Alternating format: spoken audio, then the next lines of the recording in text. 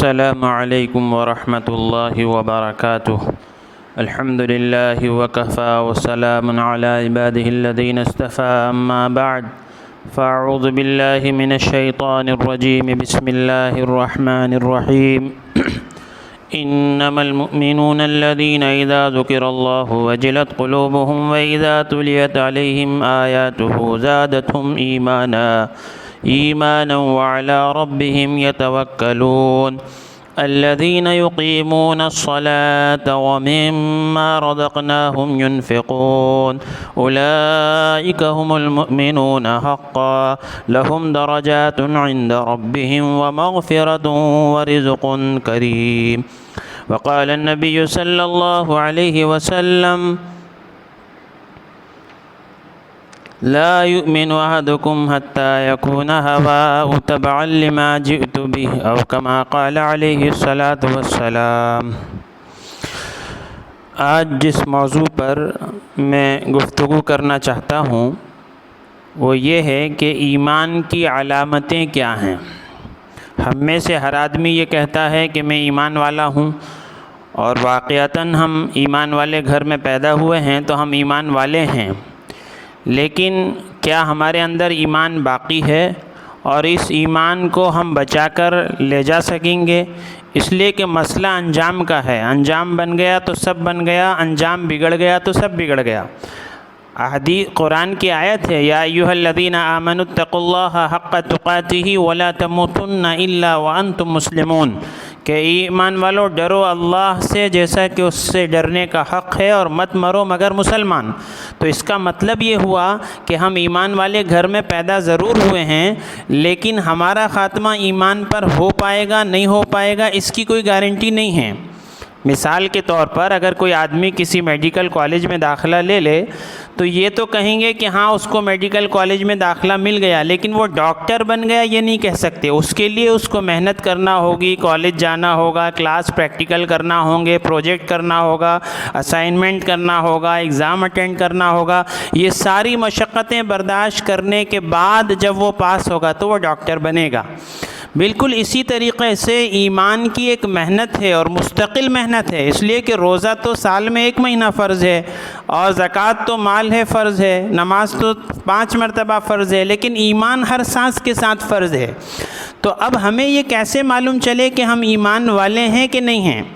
دیکھیے، کوئی چیز وجود میں ہے تو اس کو معلوم کرنے کا آسان طریقہ ہے، بھائی کوئی کہے میرے پاس گھڑی ہے تو گھڑی دکھا دے گا یعنی گھڑی ہے، کوئی کہے میرے پاس چشمہ ہے، چشمہ دکھا دے گا چشمہ ہے۔ لیکن میرے پاس ایمان ہے یہ کیسے پتہ چلے گا؟ یہ تو وجود میں تو نہیں نظر آئے گا۔ تو اس کی علامتیں ہیں، اس کی علامتوں سے ایمان کو پہچانا جائے گا۔ اب علامتوں میں بے شمار علامتیں ہیں، اب بہت تھوڑے سے ویڈیو میں وہ ساری باتیں کور کرنا اتنا آسان نہیں ہے۔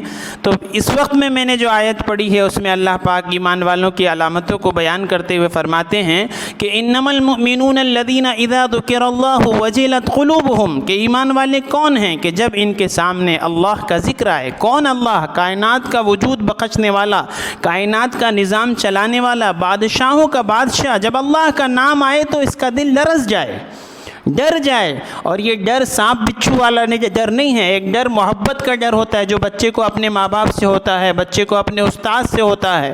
تو یہ ڈر جائے کہ میرا مالک اور خالق مجھے دیکھ رہا ہے، اس کی نظر میرے اوپر ہے، کوئی دیکھے نہ دیکھے وہ دیکھ رہا ہے، کسی کو پتہ چلے نہ چلے اس کو ہر بات کی خبر ہے۔ اور فرمایا پھر اس کے بعد جب اس کے سامنے وَإِذَا تُلِيَتْ عَلَيْهِمْ آيَاتُهُ زَادَتْهُمْ ایمانا، قرآن کی تلاوت کی جائے، قرآن پڑھا جائے تو اس کے ایمان میں اضافہ ہو، اس کے ایمان اندر سے جوش مار رہا ہو۔ اب آج کے حالت میں ہم دیکھیں کہ کیا قرآن کے سننے کے بعد اور قرآن کی تلاوت کے بعد ہمارے ایمان میں اضافہ ہوتا ہے؟ پہلے صحابہ ایک آیت پڑھتے تھے، پوری رات گزار دیتے تھے، اور ایک آیت زندگی کو بدلنے کے لیے کافی ہو جاتی ہے۔ اور آج ہم رمضان میں پورا ایک قرآن ایک رات میں سن لیتے ہیں، اور ایک آیت ہماری عادت جو ہے وہ نہیں بدلتی ہے۔ تو ایمان کو چیک کرنا ہے، معلوم کرنا ہے کہ ہمارے اندر ایمان کتنا ہے۔ اور پھر آگے فرمایا وَإِذَا تُلِيَتْ عَلَيْهِمْ آيَاتُهُ زَادَتْهُمْ إِيمَانًا وَعَلَىٰ رَبِّهِمْ يَتَوَكَّلُونَ۔ ایمان والوں کا بھروسہ تو اللہ کے اوپر ہوتا ہے کہ دنیا چاہے جو کر لے، دنیا ہمارے کو مٹانے کی جتنی پلاننگ کر لے اور دنیا چاہے ہمیں جتنا ختم کرنا چاہے، لیکن میرا اللہ نہ چاہے تو پوری دنیا مل کر میرا بال بیکا نہیں کر سکتی۔ وہ جس کو نفع پہنچائے کوئی نقصان نہیں پہنچا سکتا، وہ جس کو نقصان پہنچانا چاہے اس کو کوئی نفع نہیں پہنچا سکتا۔ تو اس اللہ پر کامل بھروسہ اللہ کے اوپر۔ اور پھر فرمایا وہ لوگ نماز کو قائم کرتے ہیں اور پھر ان کو اللہ نے جو مال دے رکھا ہے وہ مال میں سے صدقہ کرتے ہیں۔ پھر ایسے لوگوں کے بارے میں پھر اللہ کی طرف سے بشارتیں ہیں کہ پھر ان کی مدد اللہ کے پر حق ہے، اور پھر اللہ پاک ان کو درجات عطا فرمائیں گے، اللہ ان کی مغفرت فرمائیں گے، اور اللہ ان کو رزق کریم عطا فرمائیں گے۔